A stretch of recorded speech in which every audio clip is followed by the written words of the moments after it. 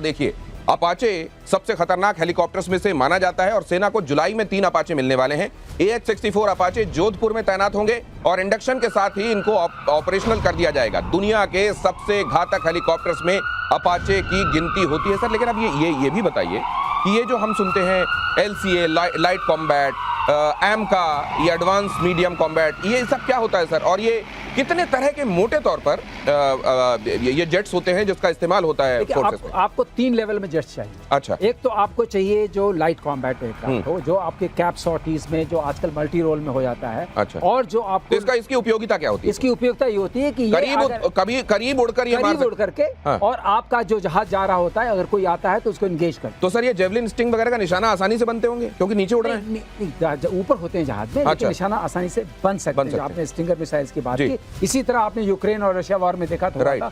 यहाँ पर आपकी एजिलिटी वर्सेस उनकी एजिलिटी काम आती है, लेकिन ये आता है। उसके बाद मीडियम कॉम्बैट एयरक्राफ्ट आते हैं, आजकल सारे मल्टी रोल में आ रहे हैं। उसके बाद हैवी।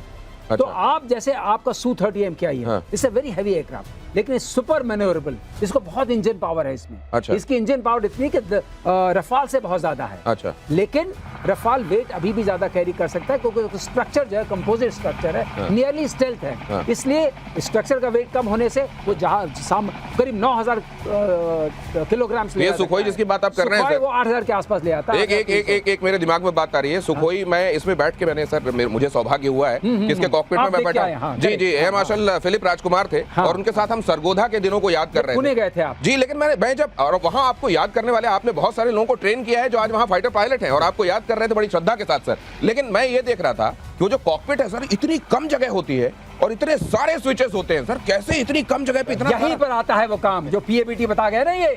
अगर आपके अंदर वो चीजें नहीं होंगी जी, वो दैट काइंड ऑफ रिस्पांस कि आप जब कुछ देखते हैं और काम करते हैं, जिसको मूडा रूप बोलते हैं, आपका अपना, it has to be extremely. तो ये सर ये जो सिमुलेशन, ये वीडियो गेम सिमुलेशन हो गया ना एक तरीके का।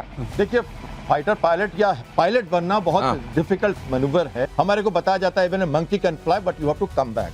तो वो मुश्किल होती है कि वापस आना है आपको, तो वहां से शुरुआत होती है हमको। और वो 7वें 8वें सॉटी में जब अकेले आप जाते हो, पहले दिन पूरा आकाश आपके पास और ये मैन्यूवर्स जो आपको करना है, चाहे वो स्पिन हो, चाहे वो बैरल रोल हो, चाहे रोल हो, चाहे वो कोबरा हो, और जब आप गिरे आउट होते हो, जब आप हैंग आउट होते हो, जब आप ब्लैक आउट होते हो, और जब अब मैं सेक्टर पायलट हूँ, हमें मारना पड़ता है उनको जोर से, बिकॉज़ वो जोर से खींचता है टोटल। ये जरा क्लोज बनाओ, श्याम सर का एक क्लोज बनाओ सर। कैसा होता है वो चेहरा उसमें दिखाइए, क्लोज बनाओ जरा, चेहरे पे क्लोज करो उनको, चेहरे पे क्लोज कीजिए। मैं गिरूंगा, अब मैं गिरूंगा, तो ये ब्लैक आउट हो जाता है क्योंकि खून नहीं है इधर। आपने जी पुल किया, जिसकी बात एयर वाइस मार्शल ने की, वो जी पुल कर रहे हो आप, और वहां पे जी मीटर दिखाता है 5 6 रोल, तो ये रोल करना पड़ता है। ये मैन्यूवर वो छोटे से कॉकपिट में, और साथ में total more than half forward, left on stick, jets and canopy, correct posture, eject, correct posture, eject. Eject नहीं करोगे, करेक्ट नहीं करेगा। ये मैं जानना चाहता हूं सर, अभी जो जगुआर का एक्सीडेंट हुआ उसमें जो पायलट थे, क्या वो टाइम पे इजेक्ट नहीं कर पाए सर? देखिए, ये तो मुश्किल है कहना। आप 10,000 15,000 फीट से जब स्पिन में आते हो, आप जैसे पत्ता गिरता है, या रोल पिच तीनों में ये गिरता है, जब आप देखते हो उसको कहते हैं कि आप स्पिन में आ गए हो। मतलब या तो आपकी हाइड्रोलिक्स फेल हुई है, या आप इंजन अगर फेल होता है तो आप ग्लाइड कर सकते हो।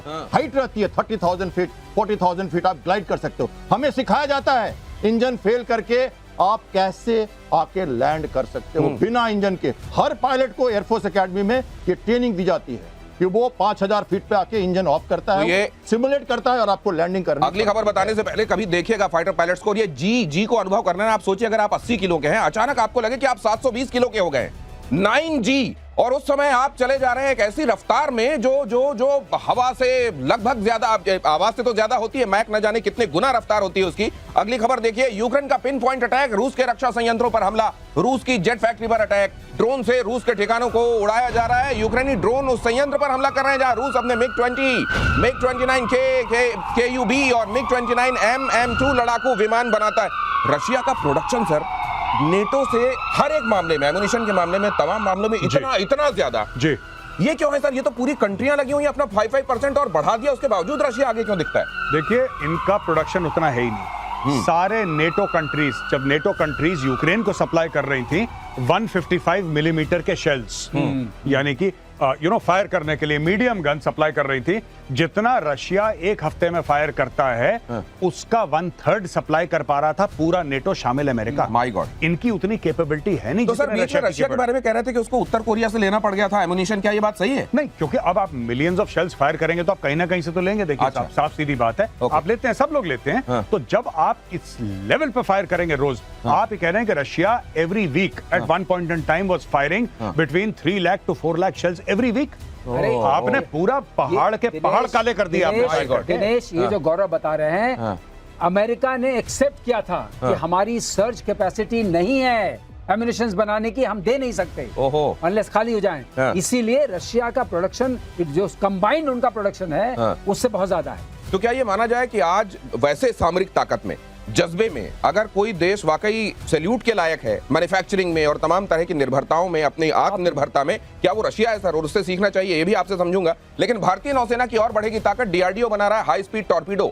विशाखापट्टनम में हाई स्पीड टॉर्पीडो पर काम जारी है। टॉर्पीडो की स्पीड 148 किलोमीटर प्रति घंटे होगी। अब टॉर्पीडो की बात है तो कैप्टन श्याम से अच्छा कौन बताएगा सर, ये क्या होगा इसके आने से?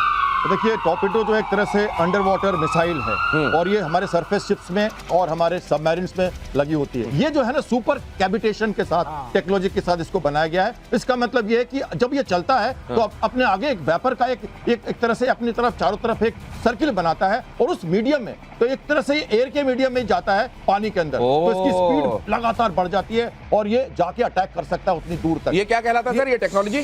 सुपर कैविटेशन कहते हैं। Super cavitation. आप ये देखिए, अगर पानी में आपने कभी चल के देखा या दौड़ के देखा, देखिए कैसे आप फंसे हुए से लगते हैं, लेकिन उसी में आपको पानी के भीतर रहे, लेकिन हवा जैसी आजादी मिल जाए तो कितनी तेजी से आप भागेंगे। यही होता है टॉर्पीडो के साथ। ये सरलीकरण कर दीजिए, इन्होंने कहा आगे कैविटी क्रिएट करता है। कैविटी क्रिएट, सुपर कैविटेशन मतलब आगे कैविटी, आगे गुफा एक तरीके की बना लेता है वो हवा की, जिसके जरिए आगे बढ़ता है। जी, ये जो सारे के सारे शिप्स में लगेगा, सबमरीन में लगेगा, और इसके साथ हमारी कैपेबिलिटी डबल हो जाएगी। क्योंकि आज की जो सबमरीन्स है, खासकर न्यूक्लियर सबमरीन हमारी एडवांस की, चाइना की, तो उनकी स्पीड ज्यादा है, वो जिगजैग मोशन करते हैं, एंटी सबमरीन काउंटर मेजर। लेकिन सर वो जो एक टॉर्पीडो बना रहा है पाकिस्तान, कटोरा टॉर्पीडो, सर उसका मुकाबला कैसे करेगी दुनिया? कुछ नहीं, आप कर ही नहीं सकते कटोरे का मुकाबला। अब देखिए, सामने शहबाज शरीफ आया, यहाँ मोदी जी बैठे हैं, बैठे हैं सामने। जी। शहबाज शरीफ ने मोदी जी के पैर पकड़ लिए, कह रहा नहीं छोड़ूंगा, 2-5 अरब देने पड़ेंगे मोदी जी को मजबूर होकर, वो नहीं छोड़ रहा पैर। सही बात है, इतना खतरनाक दुश्मन है हमारा, लेकिन अगर पैर ही पकड़ लेगा। अरे मोदी जी के पैर पकड़ लिए शहबाज शरीफ ने, क्या कर लेंगे मोदी जी? कुछ नहीं कर पाएंगे,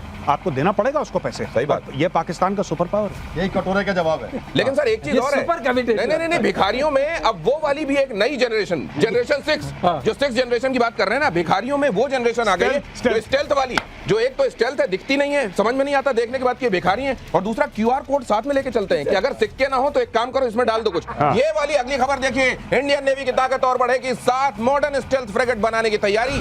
70,000 करोड़ की लागत से 7 फ्रिगेट बने। सर ये जैसे हम समझ रहे हैं, अभी इनसे समझा हमने कि LCA क्या है, AMCA क्या है, जल्दी से हमको ये समझाइए फ्रिगेट डिस्ट्रॉयर क्या होते हैं सर? देखिए, फ्रिगेट जो है एक स्टैंड अलोन शिप होता है, जो जैसे एयरक्राफ्ट कैरियर है, फिर हमारे पास फ्यूल टैंकर है, उसके बाद हमारे पास डिस्ट्रॉयर्स हैं और एक फ्रिगेट है। तो डिस्ट्रॉयर्स जो होते हैं वो ज्यादा शक्तिशाली, उनमें गन। नहीं, सबसे छोटा कौन सा होता है? सबसे छोटा कॉर्वेट या मिसाइल बोट्स, जो मैंने कराची पे अटैक किया। कॉर्वेट सबसे छोटा, उसके बाद छोटा तो नहीं कह सकते, उससे भी बहुत छोटे। मैं वेपन प्लेटफॉर्म नहीं, मैं तो कंपैरिजन में जानना चाह रहा हूं। वेपन प्लेटफॉर्म की बात करें तो कॉर्वेट सबसे छोटा, SW कॉर्वेट सबमरीन के मारने के लिए, और एयर डिफेंस के लिए अलग कॉर्वेट, या कम आजकल तो सब लोग। उसके बाद फ्रिगेट जो है लंबे समय तक, 30 दिन 40 दिन तक ऑपरेट कर सकता है, स्कॉट कर सकता है, सीलेंस और कम्युनिकेशन। कॉर्वेट के बाद फ्रिगेट के बाद डिस्ट्रॉयर्स का तो है अपना तरीका है, सबसे पावरफुल और सबसे ज्यादा mighty weapon system, electronic suits के साथ डिस्ट्रॉयर्स होते हैं। डिस्ट्रॉयर के आगे भी, और फिर होता है एयरक्राफ्ट कैरियर, और बीच में टैंकर, जो कि एक फोर्स मल्टीप्लायर है। अगली खबर देखिए, इजराइल के